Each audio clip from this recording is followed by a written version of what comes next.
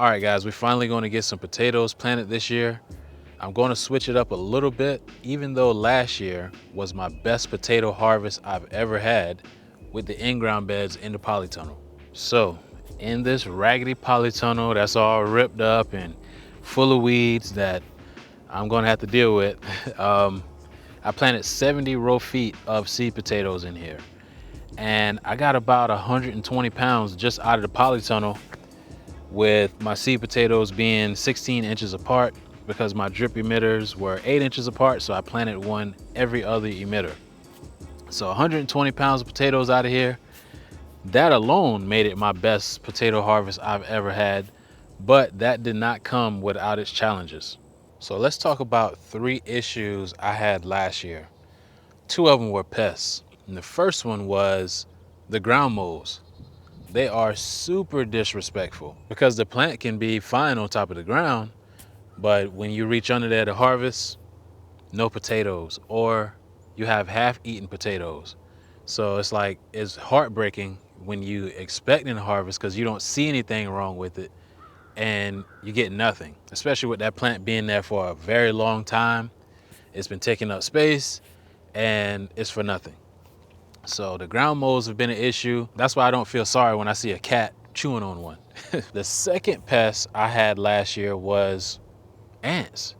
For some reason, the ants love to eat the seed potato and they love to feed on the stems from the inside out.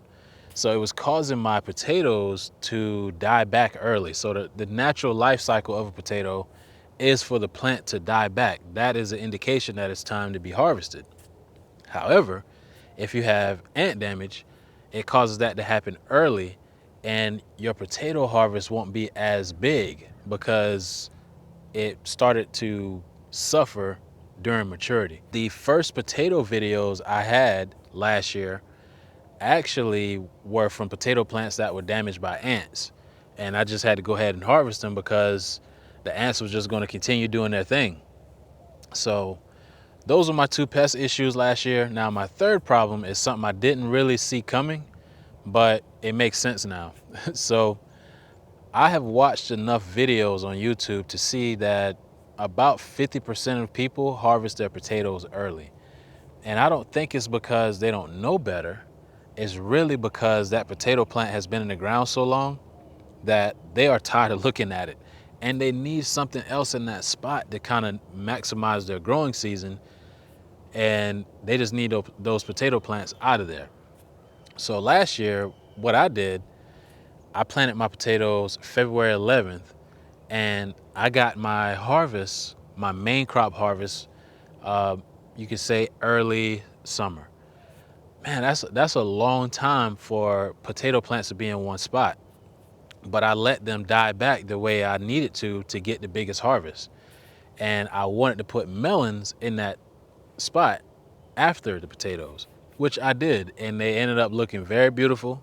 I had some of the best looking leaves I've ever had, and my melons got to about 75% ripe until that first tropical storm we had last year. I cannot remember what the name of it was, but that caused so many fungal issues in the polytunnel, and it drowned out a lot of the plants, and everything just went downhill from there. And I didn't get a single melon out of the polytunnel. And I'm thinking back, it's like, man, if I would have harvested my potatoes 2 to 3 weeks earlier, like I initially wanted to, I could have had a harvest out of the polytunnel with the melons if I had moved everything 2 to 3 weeks back earlier as far as planting them. So I was like, man, I need to make sure I don't feel pressed like that ever again. So let's get into what I'm going to do to mitigate all of these issues. This year, I'm going to be planting all of my potatoes in containers. So what this does is it gets my potatoes out of the ground. No more ground moles, right? Last year when I did this with some backup sweet potatoes that I had, I ended up getting 10 pounds of sweet potatoes out of a grow bag this size. So that's a pretty good harvest. And if you do the math on that, if I have 10 of these, that's 100 pounds. So that gets me out of the ground from the ground moles, and it kind of gives me at least a barrier between the ants and the potatoes. Coupled with this layer of plastic I have laid down here, that's going to help me out a whole lot with the ants and just being able to identify the pests. For some reason, the insects don't like this black plastic. I don't know why, but that helps out a whole lot. And also, with everything being in containers, they're not in my precious in-ground space. So they're never in the way. I'm not really pressed to move them or harvest them early. I can let them get all the way to maturity and not rush the process and get my maximum harvest. Let's talk about chitting, or your sprouts. This is a pretty good one.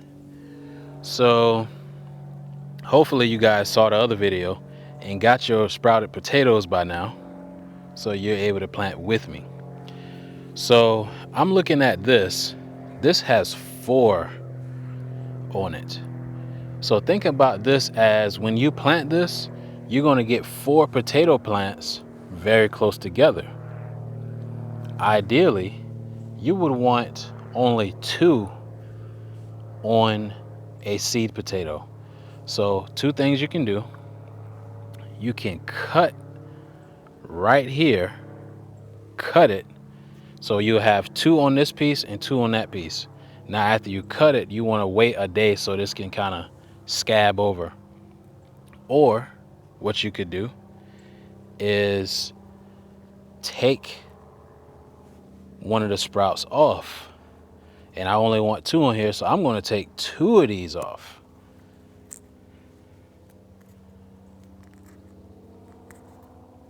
Boom. Now I have a seed potato with 2 sprouts. And look at that. I need to get that guy out of there too. So now this is ready to be planted. All right, so let's talk about types of potatoes, right? Very quick. I'm not going to make this super complicated. Basically, you have what we call determinate potatoes and indeterminate potatoes. Your determinate potatoes will grow in one layer. So for example, if I plant them in this layer, I'm going to get potatoes right here, and that's it.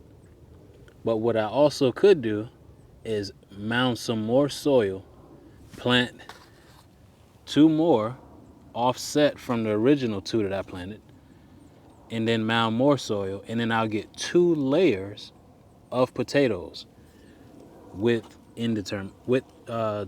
determinate. Sorry. Think of determinate means the space that they will grow is predetermined, is determined already. With my indeterminate potatoes, I plant these way down here. I will get potatoes all the way up until when the soil stops. So what that means is you don't want 2 layers of these because it's not determinate where the potatoes will grow. As long as you have soil, you will have potatoes up into the point to where it penetrates the soil. So what this means is you want to make sure you know what types you have. So if you're getting potatoes from the store and you're not sure, I would just go ahead and plant them like they are a determinate and see what you get. But if you know your potatoes are indeterminate, then of course you plant 1 layer and let them grow all the way up. So that's kind of a quick lesson on this.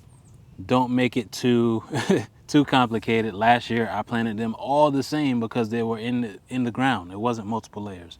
But this is kind of like a cheat code you can do to get more potatoes if you're doing containers. So what I'm going to do is kind of demonstrate how I would plant these with different sizes, right? So just for reference, this is a 15-gallon container.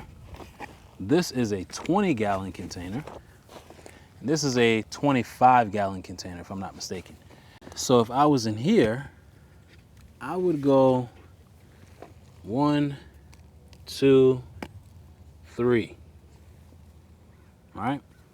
Because what I'm trying to do is be about 8 inches apart. Now, if I wanted to push this, I could do 1, 2, 3, 4. All right?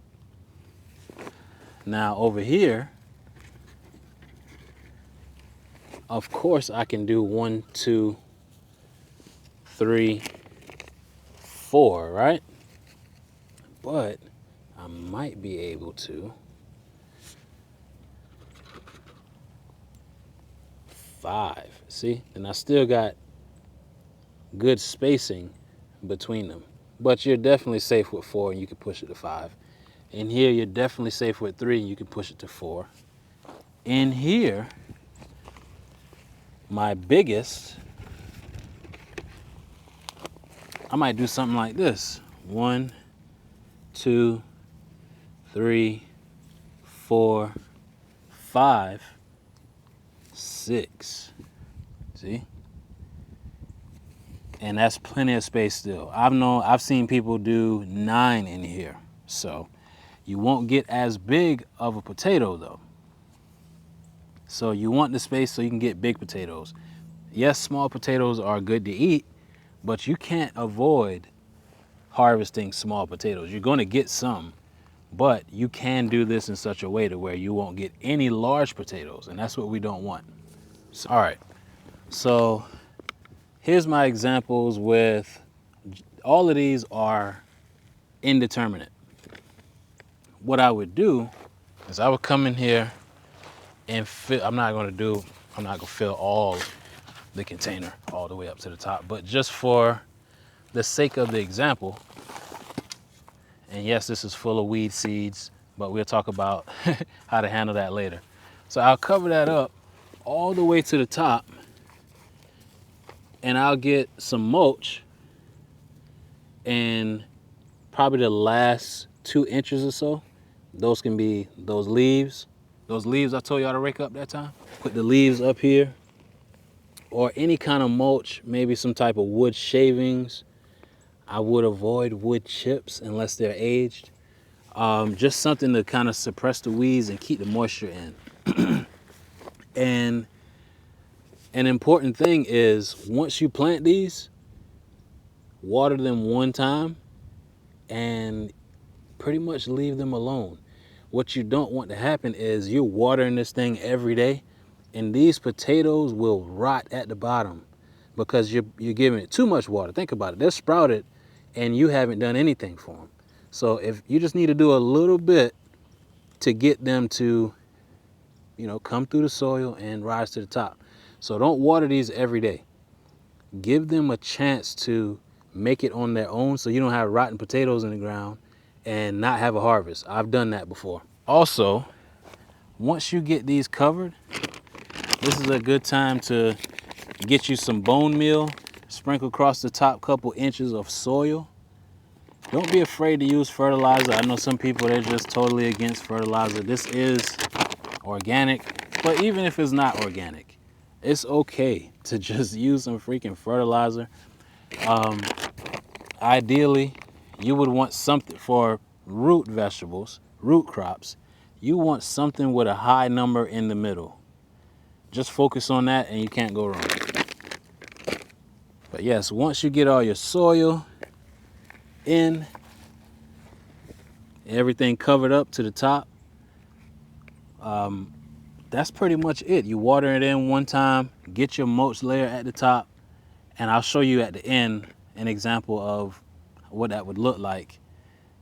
You're pretty much done. Now, if you're buying soil, one thing that I would do is put your compost near the top. You don't want your compost way down here at the bottom. That's not going to do you much good. You want your compost more so around where the potatoes are planted, and at the top, so those nutrients can fall through instead of you having compost at the bottom and your nutrients going on the plastic or in the ground. You don't want that. So your expensive stuff, your compost, needs to be at the top.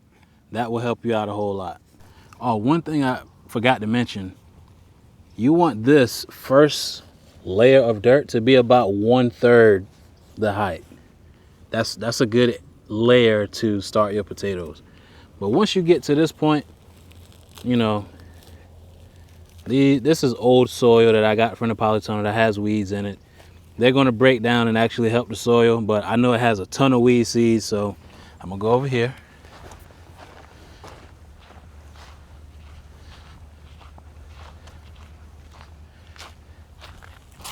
Oh, look at that. This is the same pile from the video. I never did do anything with it. Come right over here.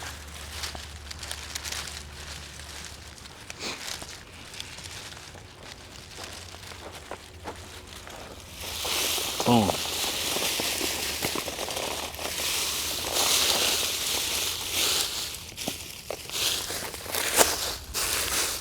I'll use the rest of these leaves for the rest of these containers, and that's pretty much it. You got a nice mulch layer on top.